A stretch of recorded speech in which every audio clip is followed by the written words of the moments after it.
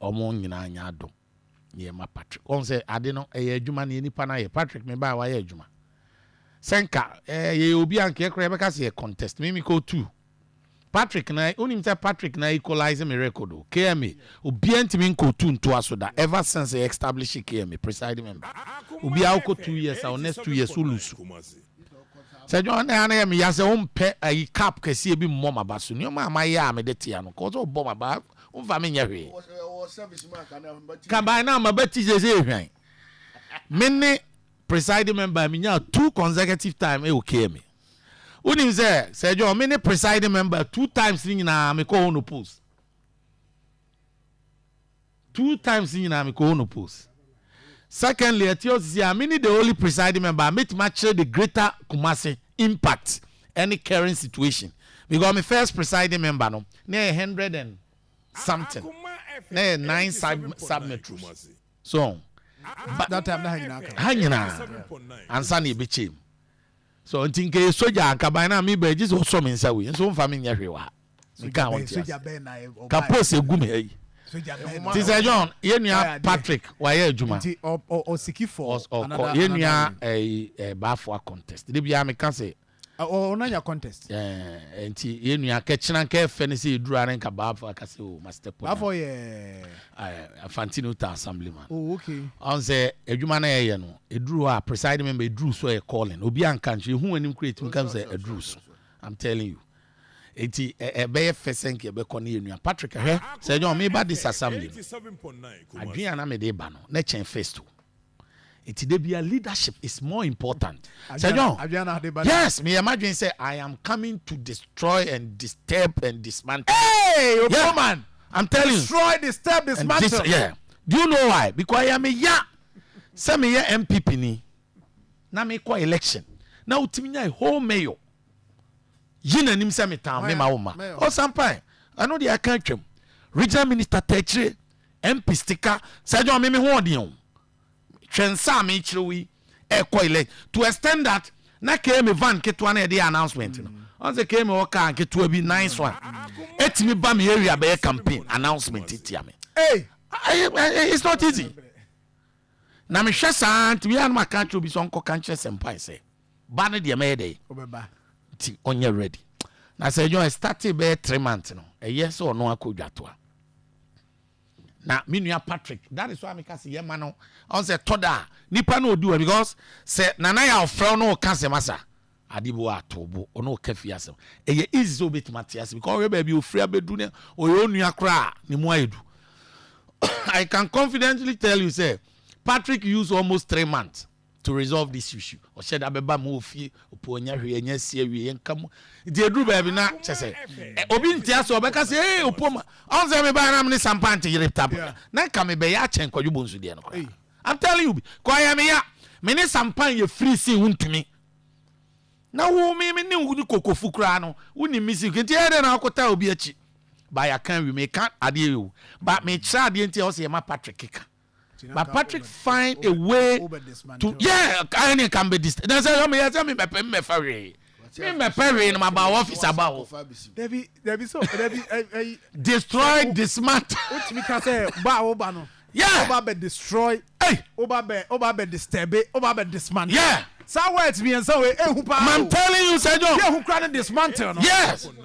Now some listen get to my so. Patrick ne tisi. Can bet my so.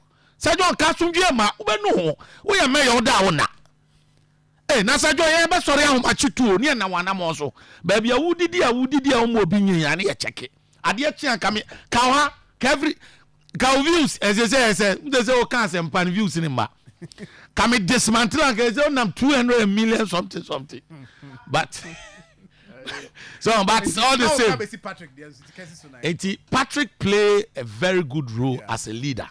Fine, what should I to me fee? Hey, what should I see my chikra come mammy? Oh, I've ever do baby was a crown wine to so on your so a toda situations like this. Here, your boss I'm finding the first person friend here, me Opooman.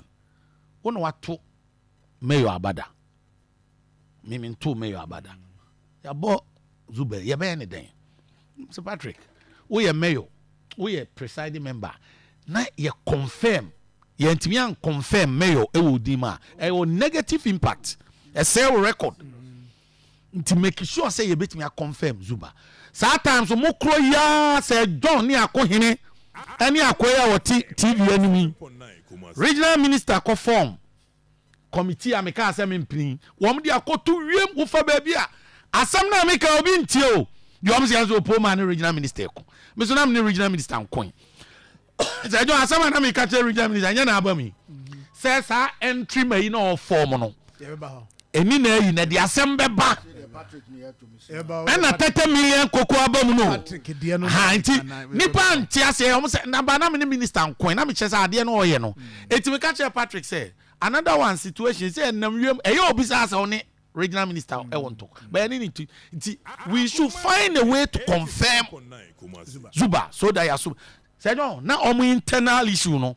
na so say NDC ni MPP cause no obiso wo akire na nani o wo akire ne nsa na di na chi no say don't nya izo so edru ba bi no as an experienced presiding member any me nuan so experience assembly member say Patrick date na ye de beto aba na ye nka venue ye nya den ye mmoso time so ye nya den ye nka enti Tuesday and that particular issue oh me boy you Isham ne regional chairman abaso Isham play a major role Isham na mafia work bi o Isham nim yen oni Patrick kasa oni me kasa o soften grounds no o wie no so de me number ama regional chairman be frame na na kwesi so ya de o wie ono oni kasa na kwesi oni akasa wi de o peso hia assembly members nyina and Patrick called all of us no shine until there that was Tuesday and he decided say near ye change date no near change venue anytime apart from ono amaba no any kwan so be at omba or no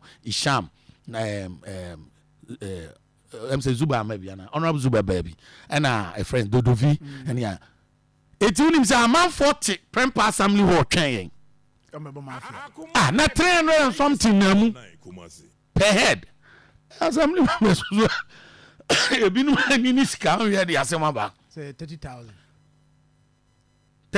say 300 million 35,000 hey losing bonus what they sort it do your own investigation and na enye sika ne person the odi animu body do aba no una have ferry no it's a man 40 yen you him say 9:30 ni ato ya ba wi by a meeting 10 so it is now on your experience assembly member any leader kasa we the tension samba Kumasi enti ni essence assembly member especially government appointees no honorable regional minister Wadaroma honorable regional chairman honorable mayor any honorable Isham Alasa organizer Wadaroma money government appointees in international na mo honor Patrick because Zuba ba oba na form Patrick ade na masre mi nua your friends ba for so obetime dibi me pray do me so no me first one me ko on post me second one me ko on post kabe me fe me I like him